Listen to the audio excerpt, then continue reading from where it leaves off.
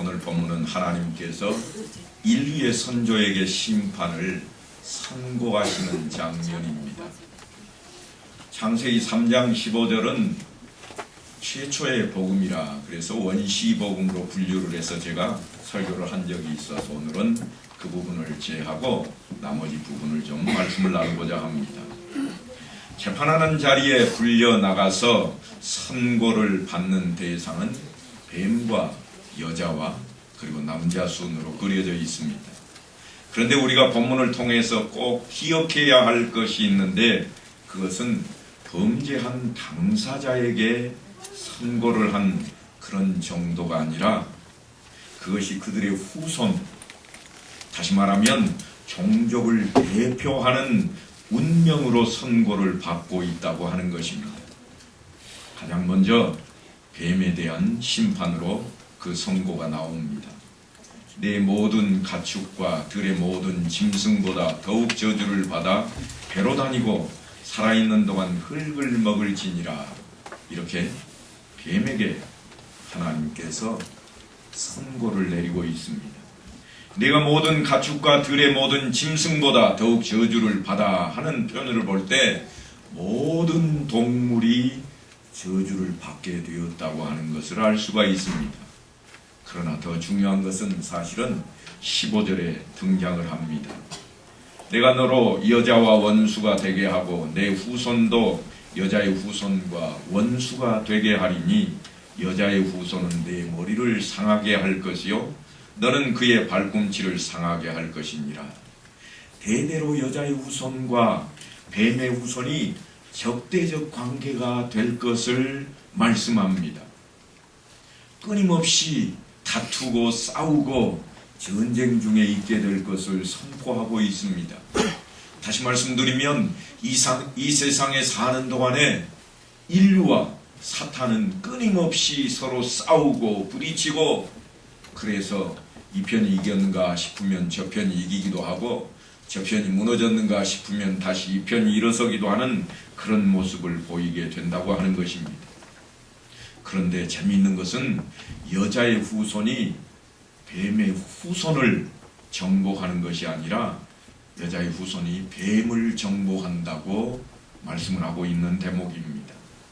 여자의 후손이 내 머리를 상하게 할 것이라 말씀하심으로써 뱀의 시조인 그 대표를 멸망하게 하는 그 적대적 관계에 종지부를 찍는 그러한 장면인데 여자의 후손이 뱀의 머리를 쳐버리겠다고 하는 것입니다.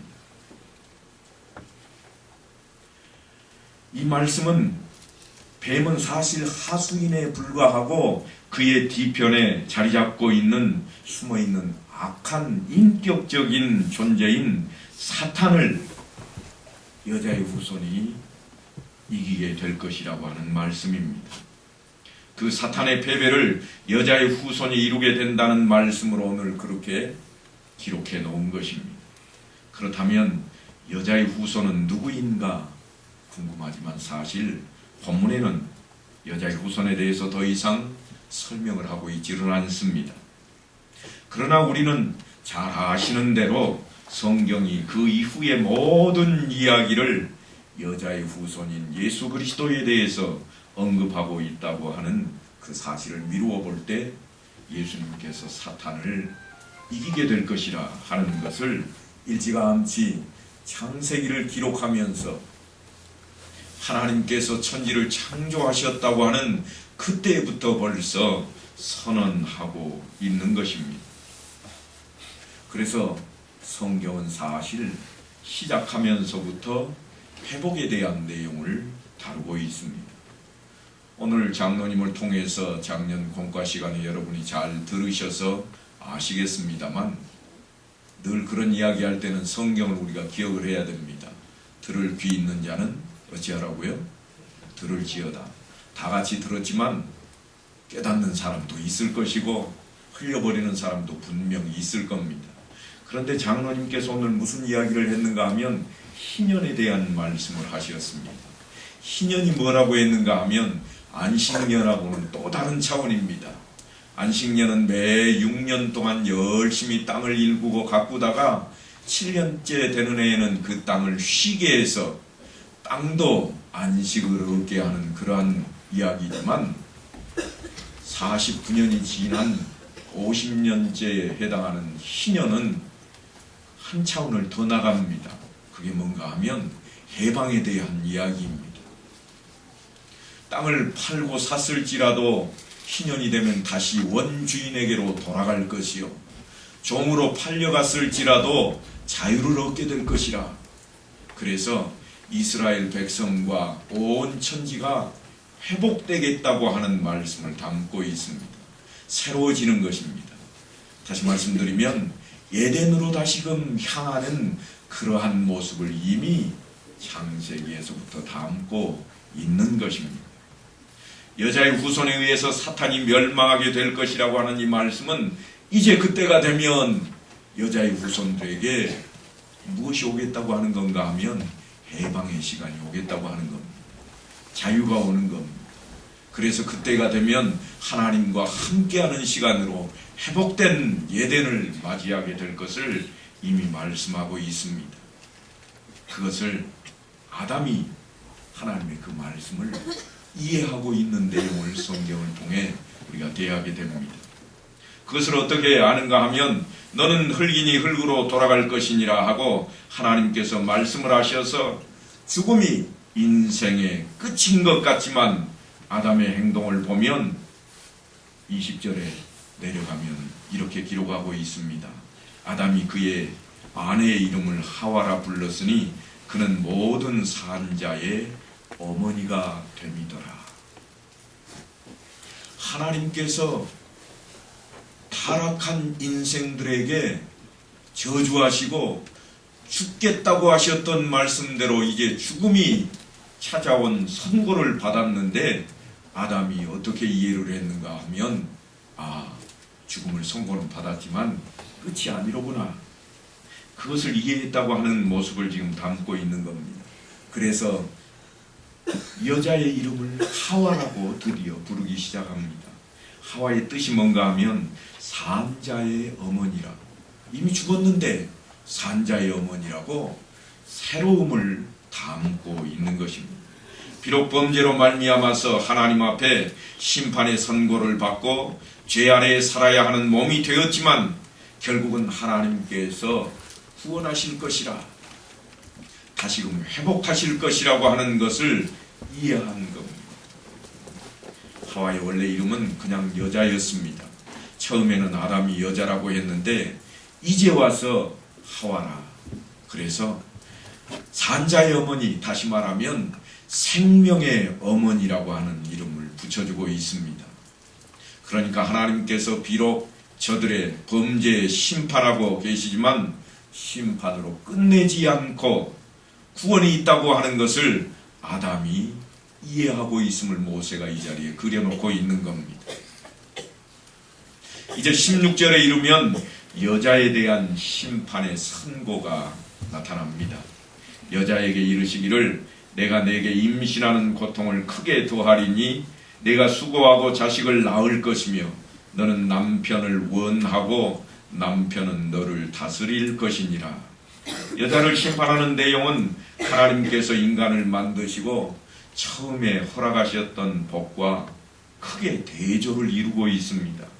창세기 1장 28절을 보면 생육하고 번성하여 땅에 충만하라, 땅을 정복하라, 바다의 물고기와 하늘의 새와 땅에 움직이는 모든 생물을 다스리라, 그렇게 말씀을 하셨습니다.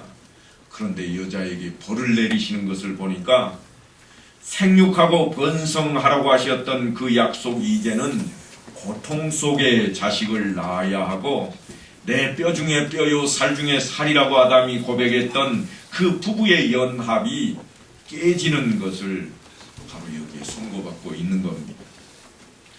남편을 사모하고, 개역 개정판 성경에는 남편을 원하고 그랬습니다만 원래 개역에는 남편을 사모하고 그랬습니다.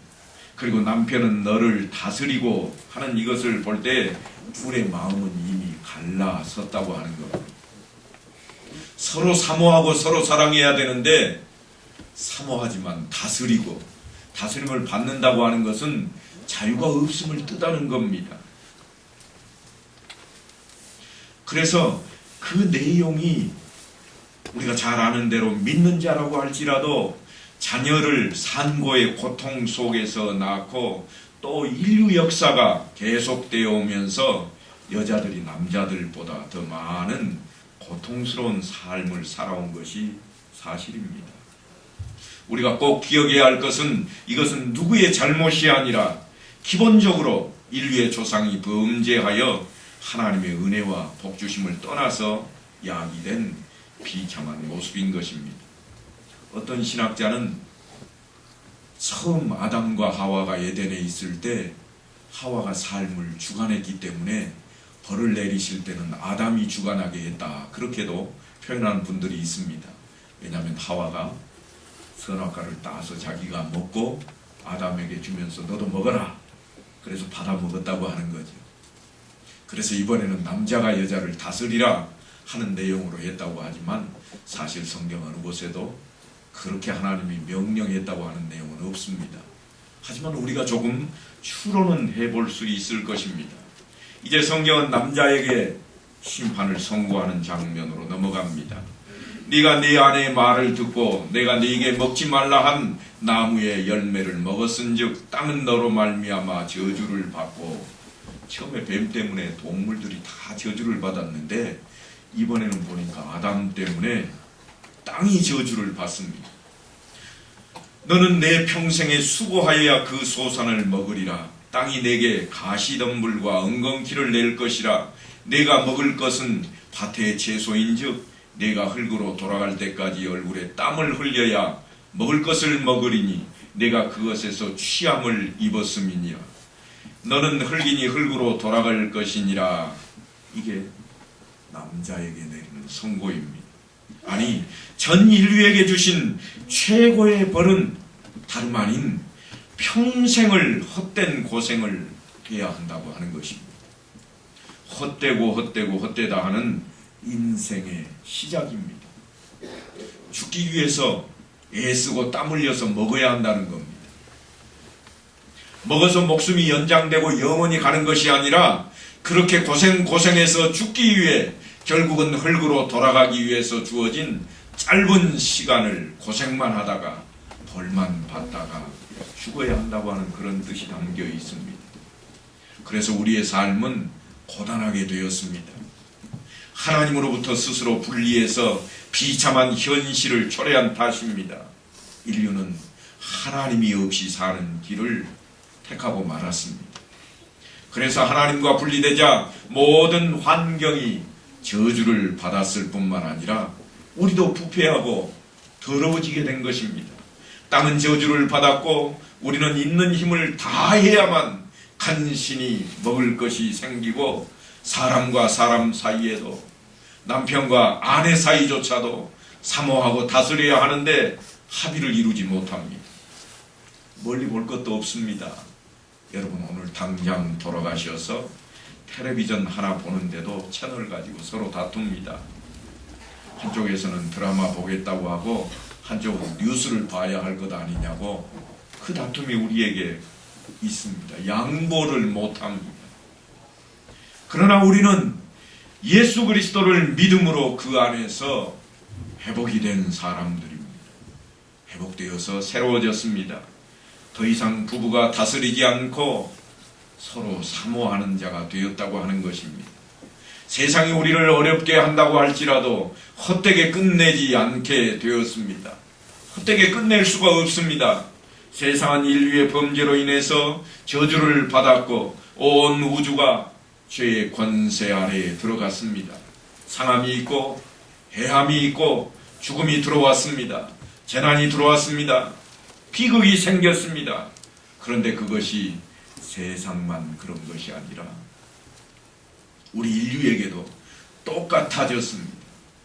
결국은 흙으로 돌아가야 합니다. 헛된 삶을 살게 되었다고 하는 것입니다. 그러나 신자는 그렇지 않습니다. 결코 그럴 수가 없습니다. 로마서 8장 23절을 보면 사도 바울이 이렇게 외칩니다. 그뿐 아니라 또한 우리 곧 성령의 처음 익은 열매를 받은 우리까지도 속으로 탄식하여 양자될 것 곧 우리 몸의 속량을 기다리느니라 그랬습니다. 우리는 죄를 사함받고 변화된 인생이 된 것입니다. 물론 아직은 완전한 환경과 조건을 허락받지는 못하고 있습니다. 그러나 신자에게 있어서 재미있는 것은 하나님의 자녀로 거듭나게 되었고, 원래 하나님께서 아담과 하와를 만드실 때 허락하셨던 하나님의 형상으로의 회복과 복주심과 하나님 안에서의 교제가 허락되어 있다고 하는 것입니다. 그런데 왜 제가 재밌다고 했는가 하면, 그렇게 허락이 되어 있는데도 불구하고 현실과 환경 속에서는 범죄한 인간으로 말미암아 초래되었던 타락한 인류에게 선고된 그 환경 속에 우리가 계속 있다고 하는 것입니다. 내가 예수 믿는다고 환경이 싹 바뀌는 게 아닙니다. 무슨 도깨비 방망이 하나 들고 무엇 나와라 뚝딱 하는 그런 세계가 하나님의 세계가 아니라고 하는 것입니다. 예수님이 다시 오셔서 심판하시고 새하늘과 새 땅으로 우리를 불러들이시기까지, 부활된 몸을 입고 그 나라에 가기까지 우리는 이 땅에 사는 동안 썩어짐이 왕노릇하는 이 세상의 환경과 조건 속에 있는 것입니다. 예수를 믿음으로 무엇만 달라졌는가 하면 하나님과의 관계가 개선이 되었습니다. 하나님과 단절되었던 그 모습이 화목으로 바뀌었고, 또한 믿음 안에서 신앙으로 하나님의 형상으로 만드신 복된 인간의 모습으로 회복되어서 하나님의 자녀가 된 것이 달라진 것입니다. 그러니까 내면적인 신앙 안에서의 누림이지 그것이 외적으로 현실화되는 환경과 조건으로 허락된 것은 아니라고 하는 것입니다. 이런 것들은 우리가 신자로서 참 신앙을 갖기만 하면 모든 것이 완벽해지는 것이 아니라 분별해서 세상을 쫓지 말고 하나님만을 따르라고 하는 권면으로 계속해서 등장할 수밖에 없는 것입니다. 좋은 신앙을 소유하면 더 이상 마음속에 갈등도 없고 선택의 여지도 없이 경건하고 거룩함으로 채워지고, 그것만 소원하게 되어서 흘러넘치게 되는 것이 아니라 그것을 우리가 스스로 분별해야 하고 결정해야 하고 노력해야 한다고 하는 것입니다. 왜 그런가 하면 아직도 우리가 그런 환경과 조건 속에 있습니다. 그것은 외적인 것으로 우리 내에 있는 죄악된 본성의 뿌리가 뽑혀 있지 않은 탓입니다. 그럼에도 불구하고 우리는 이제 하나님의 사람으로 거듭나서 하나님과 화목하게 되었고, 예수 그리스도 안에서 하나님의 사람으로서 가지는 모든 복들을 허락받게 되었습니다. 이 갈등 구조를 우리가 이해해야만 합니다. 그래서 더 이상 세상을 사랑하지 말고, 또한 돈을 사랑하지 말고 경건과 하나님의 말씀과 교훈에 창념해야 된다고 하는 것입니다. 사실 그런데 이런 일들은 쉽지 않습니다. 우리의 본성이 세상의 것과 늘 입맛을 같이 하고 있기 때문입니다. 하나님의 말씀과 경건에 대해서는 우리는 본성적이지 못합니다. 그것은 후천적이고 훈련되어져야만 하는 것이고, 예수 그리스도 안에서 허락받은 그 구원이고 또한 신앙이기 때문에 그렇습니다. 그래서 우리가 그런 모습들을 습관이 되도록까지 훈련하고 또 훈련을 해야 된다고 하는 겁니다. 주님께서 은혜를 우리에게 베푸셨습니다. 그러니 이제 우리도 분명 분발하고 노력해야만 할 자가 신자로서 우리의 책임입니다. 세상을 쫓아가면 현실이 무엇인지를 경험하게 되고 그 속에 머물게 되고, 그리스도를 쫓으면 그리스도 안에 있는 것이 무엇인지를 알게 되어서 우리로 하여금 그 안에서 확인하게 하는 것이 신자가 겪는 인생입니다. 그러니까 그리스도 안에 있거나 아니면 세상 안에 있는 겁니다. 둘 중에 하나입니다. 내가 예수 그리스도를 쫓을까 아니면 쫓지 말까, 세상을 쫓을까 예수를 쫓을까 선택하기 이전에 그리스도를 쫓지 않는 한 우리는 세상 속에 있는 겁니다. 그러니까 선택은 오직 하나입니다. 둘이 아니라 세상을 쫓을까 예수를 쫓을까가 아니라 예수를 쫓을까 말까 이 한 가지밖에 우리 앞에 놓여 있지를 않다고 하는 겁니다. 세상 속에 있다고 하는 것은 언제나 고통과 싸우고 또한 더러운 것과 피범벅이 되어 있는 모습으로 우리에게 늘 비춰지고 있습니다. 하지만 우리는 결국 흙으로 돌아가야 할 존재로서 살아있는 동안에 죽기 위해 힘쓰고 애써서 밥을 먹고 목숨을 연장하는 그런 존재가 더 이상 아니라고 하는 겁니다. 하물며 너희일까 보냐 믿음이 적은 자들아 하고 지적을 받는 다른 존재가 되었습니다. 하늘에 계신 너희 아버지께서 너희에게 있어야 할 것을 아시느니라 하는 단계에 우리가 들어와 있는 겁니다. 그래서 우리에게 요구되는 그러한 것들은 헛된 삶이 아니라 날마다 우리에게 요구되는 것이 너희는 먼저 그의 나라와 그의 의를 구하라 하는 것입니다. 그래서 사도 바울은 에베소서 5장에서 가정에 대해 아담과 하와에게 내려진 심판의 선고를 통해서 남편과 아내들에게 이렇게 권면하고 있습니다. 이제 그 내용을 좀 살펴보기를 원합니다. 먼저 아내들에게 권면하는데 에베소서 5장 22절을 보면 아내들이여 자기 남편에게 복종하기를 주께 하듯 하라 그럽니다. 타락한 상태에서 여자가 받은 선고가 무엇이었는가 하면 너는 남편을 원하고 남편은 너를 다스릴 것이니라 그랬습니다. 남편을 원하고 그 말은 남편을 사모하고 우리식으로 표현하면 남편을 사랑하고 그러한 이야기입니다. 그런데 아내가 남편에게 주어야 할 것이 사랑이라 그렇게 선고를 받았음에도 불구하고 사도 바울이 뭐라고 그러는가 하면 달리 말합니다. 사도 바울은 아내들이여 뭐라고 그랬죠? 자기 남편에게 복종하라. 복종하라 그럽니다. 복종하라 그러니까 듣기에 조금 거북스럽겠습니다만 이 말의 원래 뜻이 뭔가 하면 존중과 인정입니다. 존중하다, 인정하다 그 말입니다. 복종이라고 하는 말이 그러니까 어감이 조금 복종하라 그러니까 어감이 상당히 거북합니다만 우리말로 조금 다르게 표현을 하면 인정하라, 좀 존중해라 이 말입니다. 그것을 우리가 어떻게 느낄 수 있는가 하면 남자라고 하는 존재가 사실 자신을 인정해주는 대상에게는 물불을 가리지 않고 충성한다고 하는 겁니다. 그렇게 만들어졌다는 말입니다.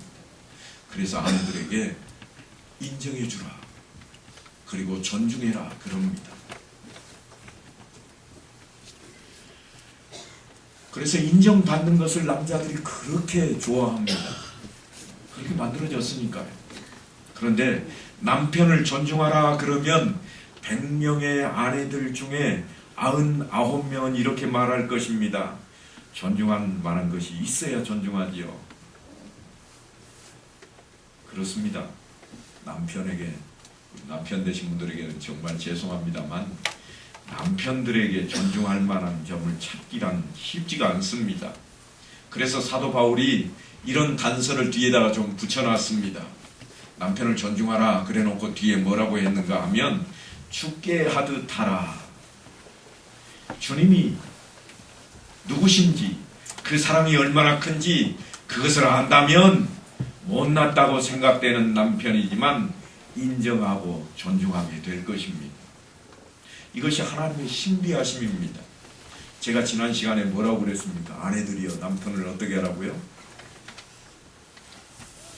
어떻게 하라고 그랬어요? 다 잊어버리셨습니까? 남편들을 먼저 인정하고 존중하라고 하는 말씀을 틀림없이 제가 해드렸습니다.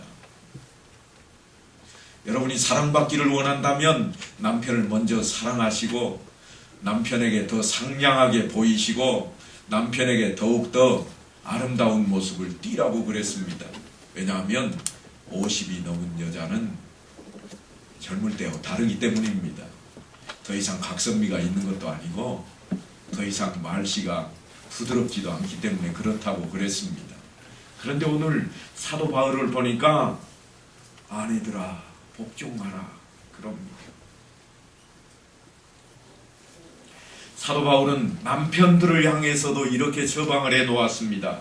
남편들아 아내 사랑하기를 그리스도께서 교회를 사랑하시고 그 교회를 위하여 자신을 주심같이 하라. 아내를 사랑하라 그랬는데 또 주님을 끌어들이고 있습니다. 왜냐하면 남편들 보니까 절대로 안 그럴 것 같거든요. 그래서 뒤에다가 단서를 또 붙여놓은 겁니다.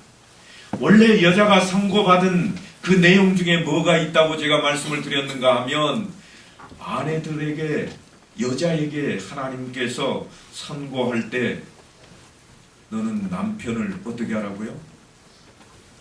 원하고 사모하고 또한 남편은 여자를 다스릴 것이니라 그랬습니다. 다시 말하면 남자가 여자를 다스리라고 그렇게 선고했던 것입니다. 그러니까 타락한 상태에서 남편은 여자를 다스려 왔습니다. 어느 종족의인들 다 똑같습니다. 창세기 2장에 보면 하나님께서 원래 아내를 만들 때 어떻게 만들어 놓으셨는가 하면 돕는 배필로 만들어 놓았습니다. 그런데 돕는다고 하는 단어가 히브리어로 뭔가 하면 에제르라는 단어입니다. 에제르.